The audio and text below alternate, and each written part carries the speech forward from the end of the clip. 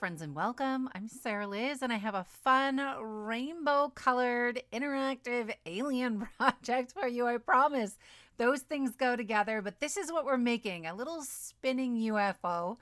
The spinning mechanism is really simple. It doesn't require any specialty dies, and you can probably use supplies you already have.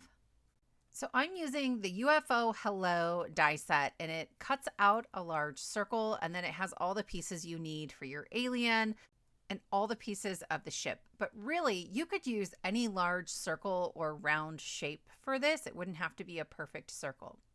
So there are little decorative pieces that will go around the outsides of those small holes. And I put some rip and stick sheet behind it. It's a double-sided adhesive tape. And then that way I didn't have to fiddle with glue on the backs of those little pieces. Though honestly, if you leave those off, I don't think most people would notice. I just like that added decorative element. I have taped my circle onto my work surface. It's a 4-inch circle, and I have just lined it up perfectly within the grid. So when I'm placing these little pieces, I'm lining it up one on top and one on bottom, and then I'll do one on the left and one on the right. And once I have those 4 placed, I'm using my grid to help me. It's really easy to fill in the rest of it. I've done another video where I used a piece of vellum to try to get those pieces lined up, but in the end, I do think this is probably the easiest of all the different ways that I tried. If you're not super type A, you can just wing it, and it's it's gonna be fine. There's just a little gap of space in between each one. I like to use my Nuvo Deluxe adhesive for this part of it because I am gluing onto black glitter cardstock. It's a little shiny, little glossy, and this grabs better than some of my other glues. And once all of that's on there, I'm going to grab a second circle. I just use the same die set to cut that out. And I'm going to stack that behind it. I want a little weight to my UFO. It will spin better. And it'll be a little sturdier because often there are small hands and kids playing with my cards once they're given out to family members. There is a die you can use to cut a hole in the center if you wanted to pop this plastic piece through the center, or you could light it up with the halo light from Pear Blossom Press, but I decided to keep it simple today. I have like a little, I don't know, dashboard steering situation here, and I'm going to glue that down inside of that black glitter circle. I was checking with my little bubble. It's a shaker dome from Pear Blossom Press that's 2 inches, and it's designed to fit perfectly within the UFO. So I wanted to make sure you were going to be able to see all my little pieces in here. I will say the alien tucks kind of underneath that. So I should have put that down first, or maybe glued my steering dashboard to my alien and then put the whole thing into that center section. But this worked out just fine. When I'm working with small pieces like this, if they're really thin, I will sometimes tap them off on the back of my hand to make sure the glue isn't going to ooze out and sort of look a little yucky on top of my specialty cardstock. Or if you're using a dark cardstock, even just regular cardstock, a navy or a dark purple, that glue can really show up, and that's always a bummer. There's a separate face for the alien, and y'all, this is pretty cute. I am not here for creepy or scary or anything like that. This is a pretty cute alien, kind of smiley. And so I'm going to put that together. I thought about trying to cut down an action wobbler so that that would boing around in there.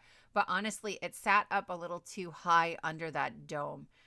But maybe next time I'll add that and skip the dome. So I'm just going to glue that flat onto the body. And then I have these wonderful gem pieces. These are the dimensional diamonds from Trinity, and they are exactly what it sounds like. And they are so, so sparkly. So I'm kind of putting a few in, and I'm going to shake it just a little bit, see if I like how full that is. I definitely still want to be able to see my alien. So I'll take a few more out, and then I can go about attaching this dome. There is some adhesive around the edges of that dome, but it's going onto a glossy cardstock, and so I always worry about that. So I am adding just some little extra dots of glue around the outside, and I'm going to smooth that out with my finger to make sure it's completely covered. Plus, it will help that glue to grab a little faster when I go to put that down on top. And again, we're using our UFO right now, but this essentially is an add-on for the circle-shaped card. Anything that's an add-on for that card would work here. This could be a spinning pizza. Like, oh my gosh, I might have to make that card now. or it could be a spinning waffle or a spinning bowl of soup. Like there are so many options here. But once I get that all pressed down, I did cut a separate piece.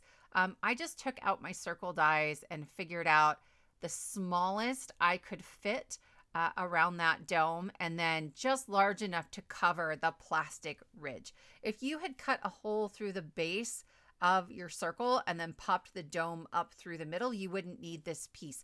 But I want that to be really solid. I didn't want any catch points since we're going to make this guy spin. This felt a little sturdier. And actually, I kind of like the accent of my white glitter cardstock here, right? It brightens it up. This is like a bright, fun, colorful UFO. I don't think I've ever seen one quite like this before. I use the same die to cut a circle, and I'm folding it into quarters. I'm trying to find the middle, and this is the easiest way I know to do that. So once I have it folded twice, I just trim the little corner, and that's the middle. So I can lay that over the top of my UFO and use a pencil to mark the center. Then I'm going to work on my background. So this is the Starfield background. It is a new letterpress plate from Trinity Stamps. And I'll just run that through my hot foil machine because you can better press them or you could hot foil them. And I get this stunning background, but I wanted a little more dimension. So I am just coming around the outside edges here with some purple ink. So I have this sort of lighter center, a little darker around the outside. To me, that helps it to feel galactic. It's a dye ink. And so that foil is really shiny. When I am done with all my ink blending, I can just take a dry cloth and wipe away any of the excess ink that's kind of sitting on top of that foil, and it will be as shiny as ever. This bit makes me supremely happy, but I will say a lot of this gets covered up by our UFO. I wouldn't do it any differently, but I might make a second card without the UFO and that just has this rainbow on it. I'm starting with white glitter cardstock up at the top, and I have just cut a bunch of strips, 1/4 inch-ish strips of colored cardstock, and I'm going in rainbow order. I hadn't quite figured that out until just this moment, right? And then I will sort of alternate.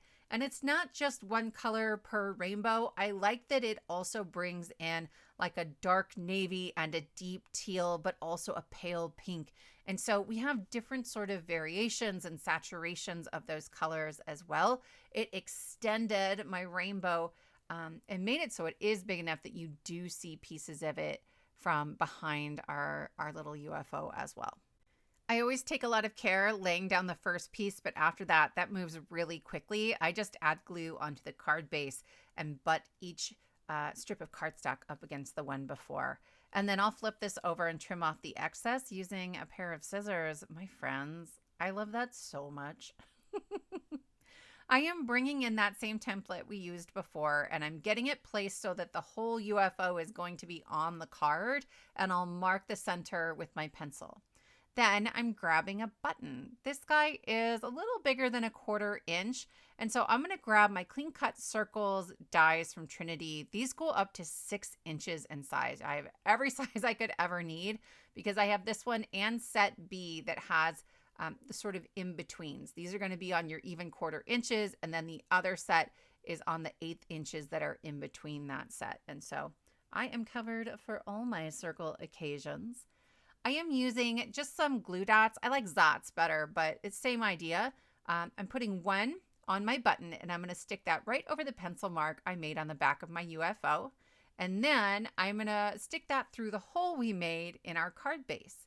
Then I'll put another Zot on the other side of our little button here, and I'm going to put a circle of cardstock on there. It's maybe 1 inch. It's bigger than the hole we made, and that's the important part. Then I will spin it and make sure that everything's moving like it should be, and I am good to go. I've added some very thin 1mm foam tape all over the back, and I made sure I left lots of room for that 1-inch circle that is connected to our UFO. I want to make sure that has a little bit of room to move around in my card. Otherwise, if you sort of press all the layers of cardstock together, you can spin it, but it won't spin on its own. Then I just used the corner of my little scoreboard to get everything lined up, and I put that on a card base. For a sentiment, I have this "We've Come for the Cake" stamp set. And it says, "This is a close encounter of the getting older kind." And I stamped and heat embossed that off camera and die cut it out. Actually, I had done this a couple of days before for a different card and didn't end up using it. So I actually have this. And then I have something I stamped on the inside for that other card too. And I'll show that to you in just a second. But I'm going to trim off the very bottom here. My card base is not quite the right size. Does this happen to you? I bulk cut mine, and by the third or 15th card base, I am not that great at the details. So I'm going to go ahead and open this up. It's a close encounter of the getting older kind. We're going to spin. We've got our diamonds moving around in there. We have come for the cake, and I have a little cake in that bottom right-hand corner, my friends. If you make a spinning element card like this, I want to know about it. Tag Trinity Stamps and tag me at Sassy's LLC. I want to know about it. Thank you so much for spending your time with me, and I will see you next time.